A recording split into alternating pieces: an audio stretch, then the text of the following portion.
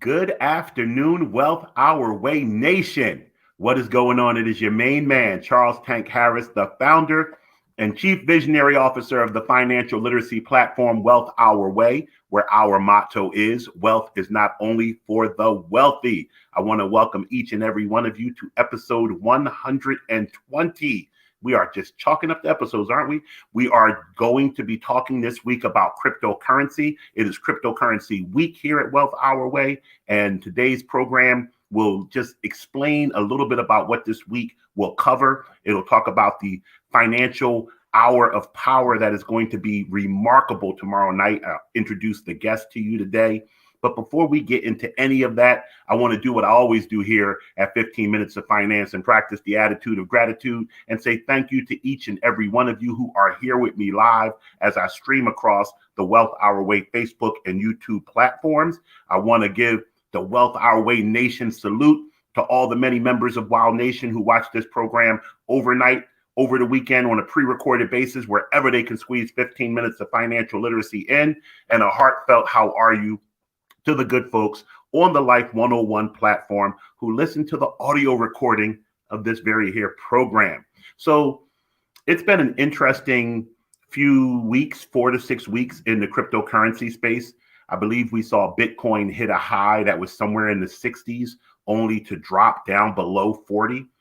I want to be very consistent with what I tell people here about cryptocurrency. So I'm going to repeat what I've always said. One of the things that I guess I'll use the word brag. One of the things that I will brag about is the consistency in my messaging. When you decide to make a broadcast that is going to be permanently just emblazoned across the internet for anyone to go back and listen to a previous episode, you better be consistent or you will lose credibility immediately. If people go back and say, oh, he flip-flopped on this particular topic, he used to say this and he says that. Now, I'm not saying people are not welcome to change their mind. In fact, change is the only thing that's a constant in this world. But you have to be able to say why you feel this way today versus what you felt then. But I have consistently held that cryptocurrency is a new asset class. And I've explained what asset classes are, but I'll take this opportunity to explain it again. When you are choosing to make an investment, you have different asset classes that you can invest in. An asset is something that you can purchase, put your money into, that should grow in value over time.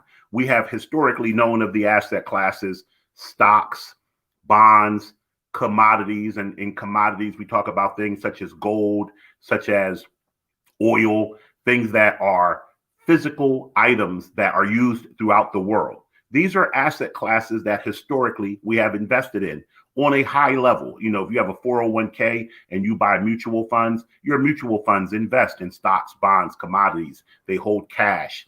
And we'll do a whole week of investings where we'll go back, investment information, we'll go back to like Investing 101 and better explain these things to you guys. Cryptocurrency is a relatively new asset class. And one of the things that I've constantly told you guys about here at Wealth Our Way is that I went to school, I graduated with a bachelor's of business administration in finance. But while I was finding my way through college, I also had actuarial science as a major, which is the mathematics of insurance. I used to tutor in statistics. I'm a very math-driven person. And in mathematics, especially in statistics, we trust what numbers tell us, especially there's a rule, it's a law, the law of large numbers. The more data we have, the more trustworthy the information is. We can see something happen one time. We can't predict or project that one-time occurrence will happen over and over again. But if we see something happen a million times, there is more reliability in the projection and prediction that will occur that way moving forward. Cryptocurrency does not have the track record of the bond market, the stock market, the commodities markets. As a result, we don't trust it yet. Or I should say, I don't trust it all the way yet. I keep one eye on it.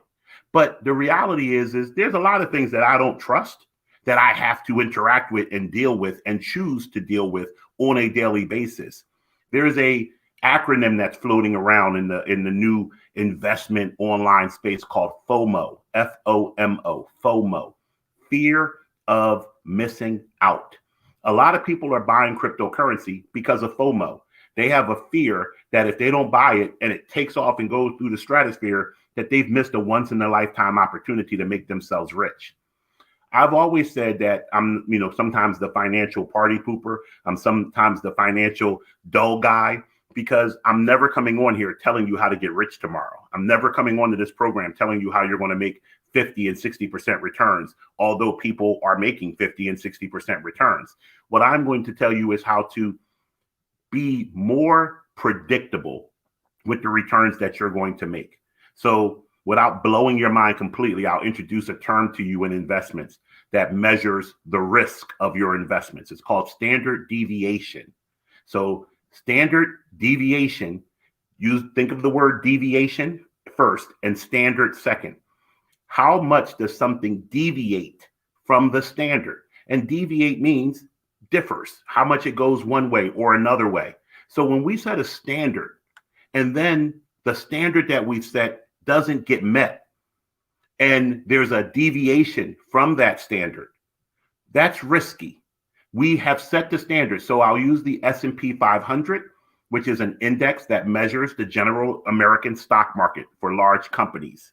We expect that the S&P 500 will give us a return on our investment if we have chosen to reinvest all of our dividends and short-term capital gains. We expected that return to be somewhere around 10% a year. 10% a year. When we have a year where we get a 6% return, the standard deviation's off 40%. We're 40% to the bad.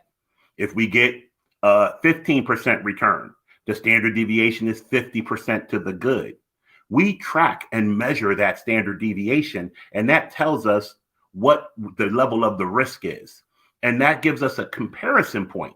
So I'm trying to tell you high level investment terms, but break them down very low so that everyone can follow this. The stock market has been around so long that we get comfortable with those fluctuations.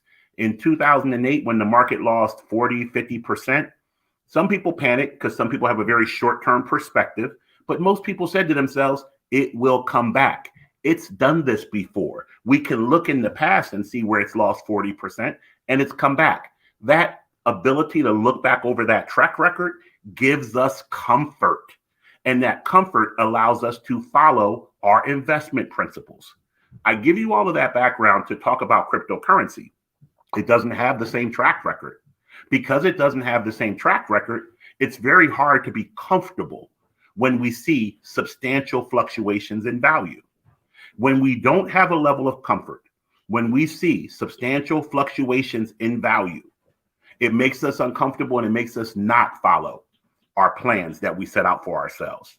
What we're going to cover this week in building your ideal portfolio is to not focus so much on what cryptocurrency is, although we're going to spend a lengthy time in the program tomorrow, Wednesday, tomorrow, talking about it. It's more so about following the basic fundamentals of building any investment portfolio. It's building a solid plan that you don't deviate from. See, you can't control the market. You can't control the assets you invest in. You can control you. I've said this before on my program. Within the first year of me becoming a financial professional back in 1998, I read a study by Dalbar and Morningstar. And the study was called Investments Do Well, Investors Do Not. And the premise behind the study was that the markets don't change. The markets go up and down. They're good, they're bad, and they're always going to be such. However, how we behave in those markets is what matters. Whether or not we choose to do what we said we were going to do. And that is how you get long-term sustainable returns. You get long-term sustainable returns by making sure that you do what your plan tells you to do. So we're going to talk about not only building the ideal portfolio. We say goodbye to Martha. No, I'm coming back. We're not only going to build the ideal portfolio, we're going to talk about how much of your money should be dedicated to an asset class. And when I talk to my clients about cryptocurrency, it's a very small slither of their overall portfolio because we are still finding our way. Anybody who takes all of their investable money, throws it into Bitcoin, Ethereum, or God forbid, any of the lesser known cryptocurrencies, you guys deserve what happens to you. If you become an overnight millionaire, you deserve it. You took a lot of risk and the reward should be commensurate with the risk you took. If you lose every penny of your money, you deserve it because you took a lot of risk, and a lot of risk sometimes doesn't work out. We're going to teach people the DARE. I have an acronym that I've created.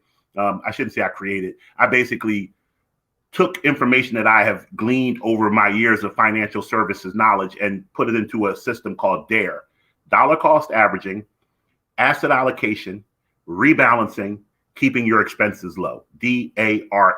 And I wrote a white paper called Dare to Be a Great Investor. There is nothing sexy or flashy about investing. There is only consistency and discipline. It is the very same thing about my struggles with weight loss. I know exactly what I need to do to be 225 pounds. I do not get up each day and choose to do it. I can teach you exactly what to do to build a portfolio that will guide you through retirement and leave money for your next generation to build generational wealth. It will be up to you to do it. We are going to discuss the cryptocurrency side of things this week with three very, very well-versed people who know a ton more about cryptocurrency than me. My guy, Chad Copeland, my guy, Devlin McConaughey, and my last guy, Jimmy Williams. So Jimmy Williams, I'll tell you briefly about each of these guys. Jimmy Williams is partners with Corey. They run By the Hood. If you've ever had a chance to listen to By the Hood, these two brothers are talking about the importance of reinvesting in the communities in which we come from. Their basic premise starts on real estate, but they're both brilliant and they expand outside of real estate. They, like myself, I'm a stock and bond guy. I got my start in brokerage, but I quickly realized to build a diversified portfolio for ourselves, we have to think more than stocks and bonds. We have to think real estate. We have to think cryptocurrency. We have to think businesses. We have to think savings. We have to think things that are outside of maybe the core of what we focus on, but we stay true to our core. Their core is real estate, but they're brilliant and they've expanded their investment knowledge into other areas as well. Then you have my man, Chad Copeland. Chad runs his brother's company. His brother is Brandon Copeland on the Atlanta Falcons, clients of mine. He runs the day-to-day operations of the Copeland Advisory Fund, the group. And as a result, he's very well-versed in all business areas, but he was one of the early people to spend a great deal of time focusing on cryptocurrency and the understanding the technology behind it and understanding how to extrapolate value and growth out of it. And then lastly, my man, Devlin McConaughey. I met Devlin, almost 20 years ago now.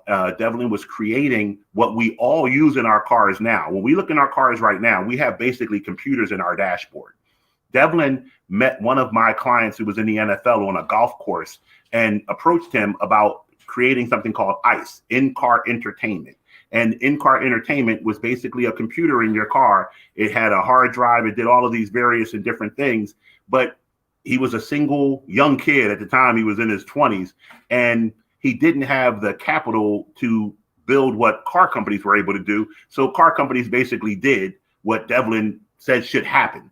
One of the smartest, most technical sound guys that I know. Of course, when cryptocurrency hit the streets, it was a new technology. It enamored him, and he has learned so much about the cryptocurrency markets and cryptocurrency investment assets that having the three of them in one place at one time is an absolute delight and treat for you guys as an audience. So we'll be on here tomorrow night for 1 hour talking to these guys. We're going to talk about the actual invention or creation of the cryptocurrencies. We're going to talk about how they can affect you financially. I'm going to talk about building investment portfolios, and we're going to talk about things such as NFTs, field, all kinds of stuff.